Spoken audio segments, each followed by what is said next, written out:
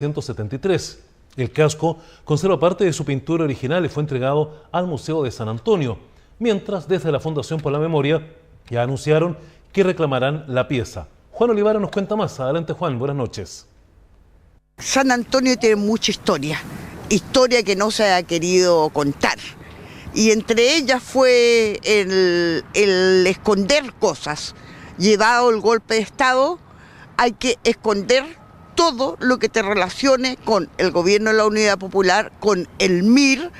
Entonces, para mí, ese casco fue enterrado ahí, fue escondido. Pero ese casco al mismo tiempo es un símbolo de un tiempo donde existía una juventud que marchaba con esos cascos, una juventud que quería una patria nueva, que quería un hombre nuevo, que estaba construyendo un sueño. Así que eso es una parte de nuestra historia y de la historia importante de San Antonio, por lo cual hay que preservarlo.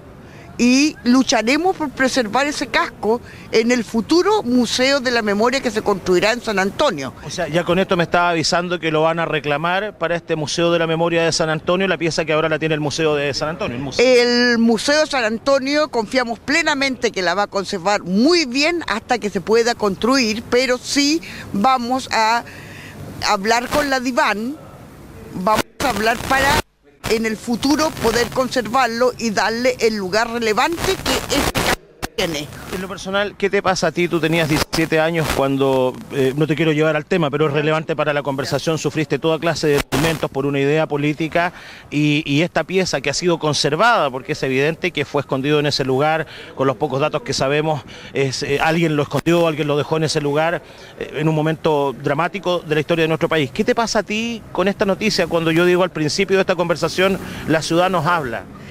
Es que esta ciudad nos habla, esta ciudad tiene tantas cosas que contarnos, tiene tanta historia que relatarnos sobre esa época, sobre tanto los viejos como los jóvenes. Y los jóvenes éramos protagonistas de una historia. Nosotros queríamos construir un futuro, nosotros soñábamos con un mundo mejor. Y ese mundo mejor era a través del apoyo al gobierno de Salvador Allende o las críticas al gobierno de Salvador Allende, porque también habían, y de parte del MIR eran muchas, porque nosotros queríamos un proceso mucho más rápido de lo que se estaba construyendo, pero es historia nuestra. Y al verlo ayer me emocionó ver las fotos y me transporté a esa época cuando tú marchabas con tu casco y tu casco era un orgullo. Era orgulloso, uno llevaba su casco.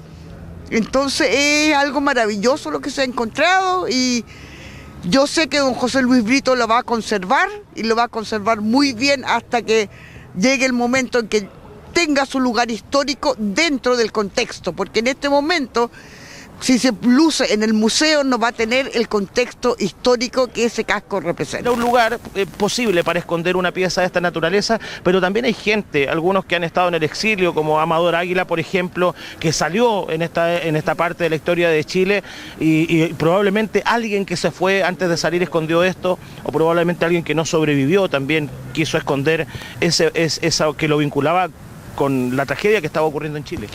Esa zona, digamos, las dunas, sus alrededores, había mucho mirista.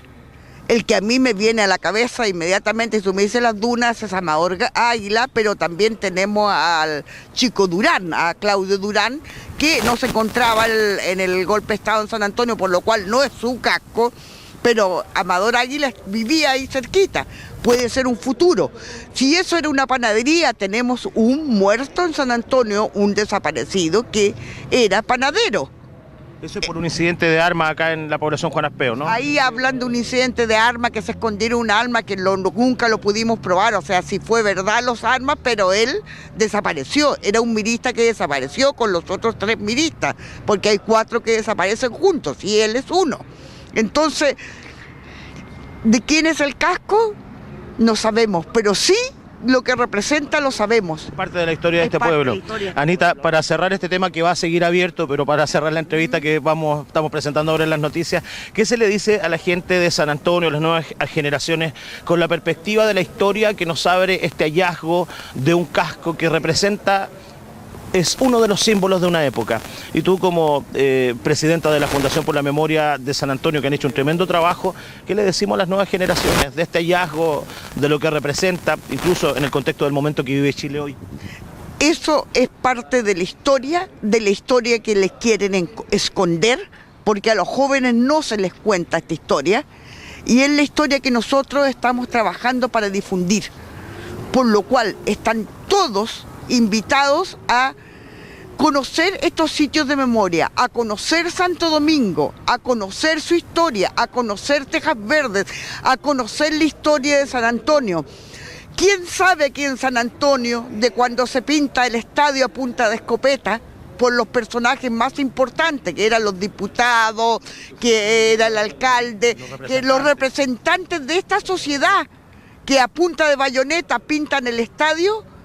Nadie recuerda ahora, las nuevas generaciones no lo saben. Eso como un acto de humillación, hay que decir. Un acto de humillación, los humillaron y los mostraron a todo el pueblo de San Antonio para que se dieran cuenta, o sea, que si esto pasa con los poderosos, ya verán. Ya verán ustedes los que no son nada, los que no tienen poder. Esto es una muestra de nuestro poder. Entonces, es una historia que San Antonio tiene y que hay que contarla.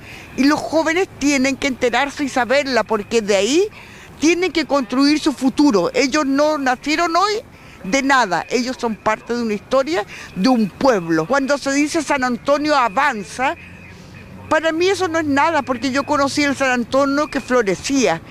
Yo conocí ese San Antonio que tenía posibilidades, que los jóvenes venían a San Antonio o a trabajar o a estudiar, o sea, era un pueblo hermoso, que tuvimos los primeros grupos en el fiscal, por ejemplo, en los shows, en las cosas que se hacían, tuvimos el Inti Illimani, cuando el Inti Illimani en sus comienzos, tuvimos un Quilapayún, que tuvimos a Pablo Neruda, que tuviste, o sea... Gracias por tu entusiasmo, gracias por tu aporte, gracias por recibirnos siempre. Gracias, Juan, a ustedes por interesarse por estos temas y darnos la oportunidad de expresar lo que nosotros queremos de San Antonio. Muchas gracias. Ahí está Anita Becerra, presidenta de la Fundación por la Memoria de San Antonio, un grupo de gente que tanto ha hecho por conservar la memoria, un ejercicio saludable para cualquier sociedad. Nosotros vamos a estar pendientes de lo que ocurra, ojalá tener más detalles, ojalá seguir la pista de este hallazgo histórico. Vamos a preparar una crónica desde luego con lo más que podamos reunir sobre este casco que representa una época y que fue encontrado esta semana muy cerca de donde estamos.